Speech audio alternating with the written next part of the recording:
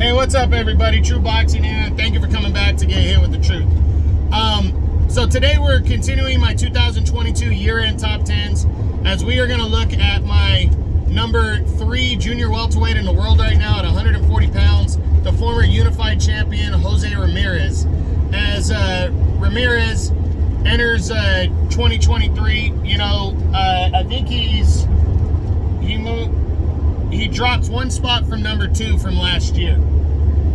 He returned coming off of that loss to Josh Taylor in 2021 for the undisputed title. He almost got knocked out, closed the fight strong, lost the closer than it should have been decision, but he fought hard in that fight. He returned and shook it off and took on former 2-division world champion Jose Pedraza in February and got a solid unanimous decision win. It wasn't, an oh wow type performance, but he got a solid performance. He outworked the former champ, a legitimate guy, top 10 guy, got a victory and pushed forward. That sealed the deal for him to be the number 2 contender in the WBC. Josh Taylor later in the year decided he wasn't gonna make a mandatory defense against Jose Cepeda, who's the number 1 contender in the WBC. So he vacated the belt, and the WBC immediately ordered Cepeda to fight Ramirez in what would have been a rematch from their 2018 bout, where Ramirez defeated Cepeda by a very close, actually I think it was 2019. He beat him by a very close majority decision in his hometown. But maybe within a few weeks to a month, Ramirez backed out of that fight as he said he wanted to go marry his fiance, and the WBC granted him the top spot to fight the winner of Cepeda and Regis Prograis for the vacant WBC title. Well, Prograis went out and knocked out Jose Cepeda impressively, so it was a lock. It was supposed to be Prograis versus Ramirez in a mandatory showdown for the WBC title. Now, Ramirez backed out of the fight, and the reason is, as we head into this new year, now let's look at his age real quick and we'll give his record.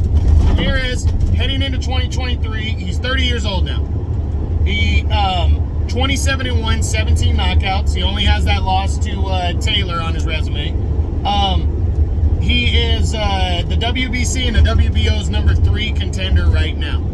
Now, first off, the talks are for him to fight Richard Comey in February, March area in Fresno. I actually might go to that fight with my wife, so that would be awesome. But I'm very disappointed in Ramirez because he passed on a huge showdown with Regis Prograis. I think that was a mistake. I think that was very stupid, and the reasoning is very flawed in my opinion. So, standard in a title fight for the WBC, a mandatory title fight, the champion is entitled to 75% of the purse, with the challenger getting 25%. That's standard. Prograis worked down to 65% to 35% with Ramirez, so that's 10% more. And Ramirez said he would have taken 40% or higher. That's all he'll take. That there wasn't enough money to fight. And I'm sorry, I'm pissed off about that. Yeah, that's a lot of money. And don't get me wrong, Ramirez wants to fight in big money fights, okay. But it's the prestige of being at the top of the division, becoming a champion again.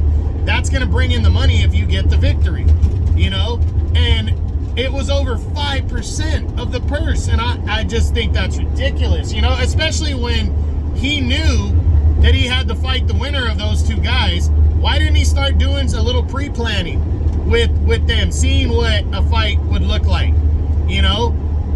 I think if he didn't do that, which is dumb, that means he put all his eggs in one basket and thought it was going to be Cepeda, where he would be the bigger name because he got the win the first time and probably would have got paid exactly what he wanted. But that didn't happen, and Prograis convincingly beat Cepeda. So Prograis, should be the A side, and he came down 10% of what standard was. So I think Ramirez is dumb for passing on that fight. To me, he definitely bitched out of that fight.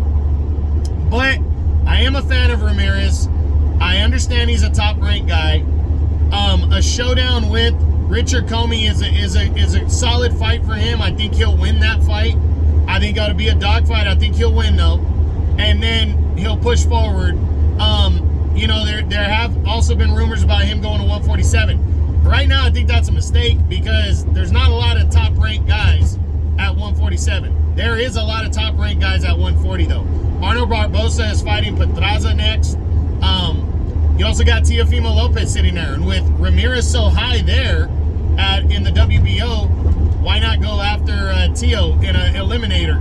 You know, they could possibly fight for the vacant title if Taylor, after Catterall, decides he wants to move up in weight and vacates the belt. I think Ramirez does have good options in the top 10. A top rank has some good solid fighters there, and I think Ramirez will probably fight Comey, and I think he'll beat him.